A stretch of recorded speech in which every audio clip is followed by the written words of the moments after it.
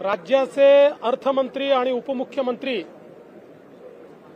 श्री अजितदादा पवार यांचं मी मनापासून अभिनंदन करतो की माननीय मुख्यमंत्री एकनाथराव शिंदेजींच्या नेतृत्वात एक अतिशय प्रगतिशील, सर्वसमावेशक,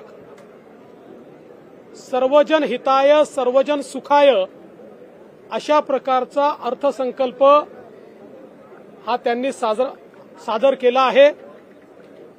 आणि विशेषतः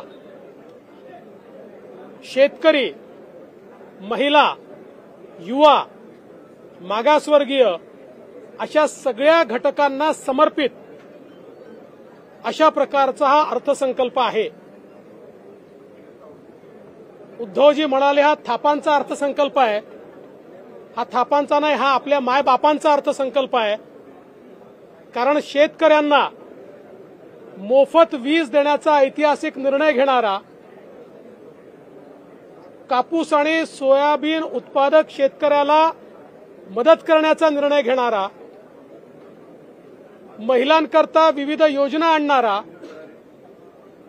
युवांना रोजगार देणारा अशा प्रकारचा हा अर्थसंकल्प आहे। आताच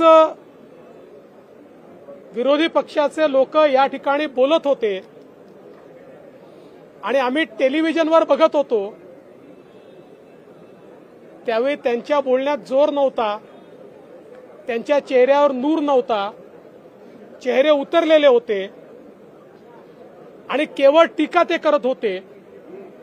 पण मला असं वाटतं हा अर्थसंकल्प महाराष्ट्रामध्ये एक नवीन इतिहास तयार करणारा आहे आणि म्हणून यावर सविस्तर प्रतिक्रिया माननीय अर्थमंत्री देखील देणार आहेत, माननीय मुख्यमंत्री देखील देणार आहेत। मी केवळ एवढंच सांगतो, या अर्थसंकल्पामध्ये जे जे आम्ही कबूल केलेलं आहे ती प्रत्येक गोष्ट त्या त्या विविक्षित वेळेमध्ये आम्ही पूर्ण करून दाखवू।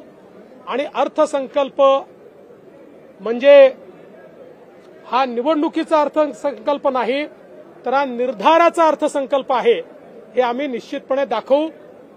मी माननीय उपमुख्यमंत्री महोदयांना विनंती करतो की त्यांनी प्रतिक्रिया व्यक्त करावी, त्यानंतर माननीय मुख्यमंत्री महोदय करतील।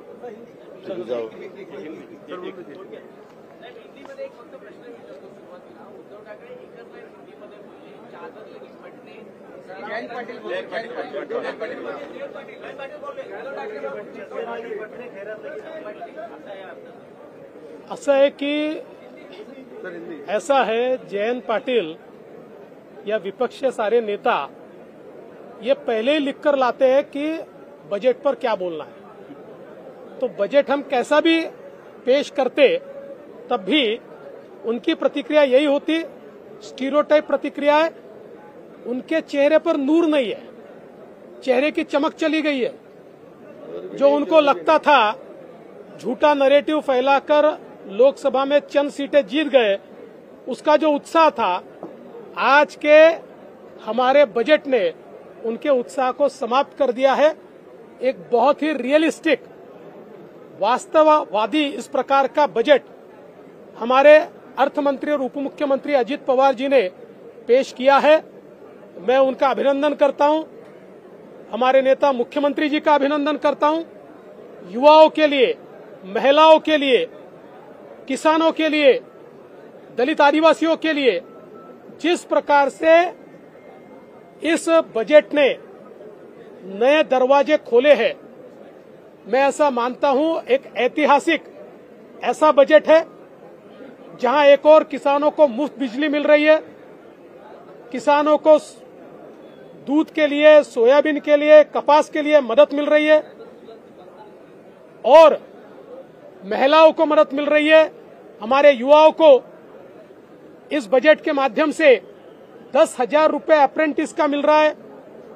मुख्यमंत्री लाडली बहना योजना ये सारी बहनाओं का कल्याण कर रही है।